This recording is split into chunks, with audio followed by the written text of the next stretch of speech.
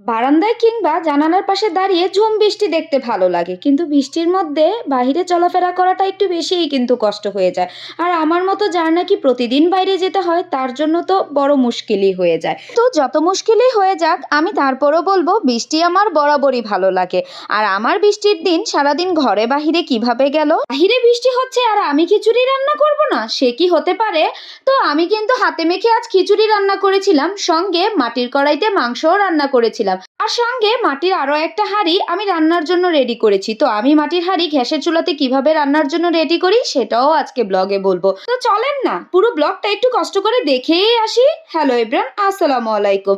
সকাল থেকেই তো অঝরে বৃষ্টি হচ্ছিল, একদম 10টা পর্যন্ত এরকম একটা নাই বৃষ্টি হয়ে গিয়েছে। তো ছোট মেয়ের স্কুলে পরীক্ষা ছিল, ওর আজ পরীক্ষা ছিল, সাদের পরীক্ষা ছিল না, সাদের কোচিং ছিল। বৃষ্টি দেখে একদমই ওকে নিয়ে যায়নি। তো আনাবিয়াকে তো পরীক্ষা, সেজন্য নিয়ে যেতে হবে ওকে স্কুলে, পরীক্ষার হলে বসাই দিয়ে তারপরে আমি এখন বাসায় চলে যাচ্ছি। আর আমি যাওয়ার পথে একদমই ভিজে ভিজেই যাচ্ছিলাম ইচ্ছে করে, কারণ বৃষ্টি আমার ভালো লাগে। আর রাস্তাঘাট বৃষ্টির মধ্যে ফাঁকা ছিল, এই জন্য আমি ভিজে পুড়ে তারপরে বাসায় আসছি। এই তো আমি কিন্তু একদম ভিজে একাকার হয়ে গিয়েছি।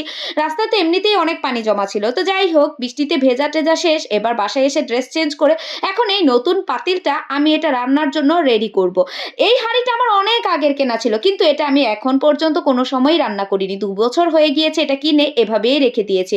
তো আজকে ভাবলাম যে এটাকে রান্নার জন্য রেডি করা যাক। তো আমি এক হাঁড়ি পানি দিয়ে এটাকে এখন ভিজিয়ে রাখবো মিনিমাম 2 দিন। কিন্তু এটা একদমই আজকে সঙ্গে সঙ্গে আমি রান্না করব না, কারণ যদি বসাই কড়াইটা একদম ফেটে যাবে, সরি পাতিলটা ফেটে যাবে, কারণ এই পাতিলগুলা একদম শুকিয়ে কড়কড়া হয়ে আছে। এখন এটাকে পুরো মাটি হাঁড়িটা ভিজিয়ে একদম হচ্ছে ভিজা ভেজা করে নিতে হবে। মাটির হাঁড়ি যত বেশিক্ষণ ভিজিয়ে তারপরে গ্যাসের চুলায় বসানো যায়, কোনোদিনই হাঁড়ি ফাটবে না। তো এই তো আমি আমার এই কড়াইটা তো অনেকদিন আগে এটা হচ্ছে একদম রেডি করে নিয়েছিলাম রান্নার জন্য। এখন এটা রান্না করতে কোনো রকমই ঝামেলা হয় না।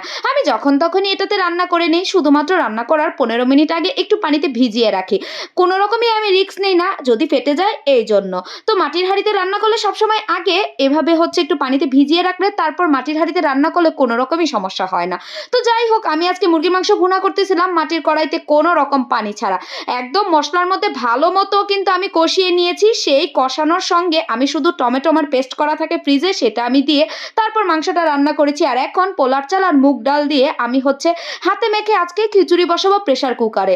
তো এই তো আমি হাতে মেখে খিচুড়িটা বসিয়ে দিয়েছি। আর খিচুড়িটা আমি সবসময় সরিষার তেল দিয়ে রান্না করি। রান্না বান্না শেষ করে আনাবেকে স্কুল থেকে নিয়েও এসেছি, এখন আমরা খাবার খেতে বসবো। আর আমার রান্না বরাবরই সবসময় মজা হয়, নিজের প্রশংসা আমি নিজেই সবসময় করি। তো আমি নিজে যদি না করি মানুষ কি ভালো বলবে? তো যাই হোক, যেটাই হোক, আমি অন্য কারো কাছ থেকে কোনোদিন কোনো কিছু আশাও করি না, কারণ মানুষ কোনোদিনই আপনাকে ভালো বলবে না। আর আমি সালাদ দিয়ে এখানে খিচুড়িটা খাচ্ছিলাম, কারণ সালাদ ছাড়া কোনো খাবারই আমার ভালো লাগে না। আর আজকে বাসায় একদমই আচার ছিল না। তো আজকের মতো টাটা, বাই বাই।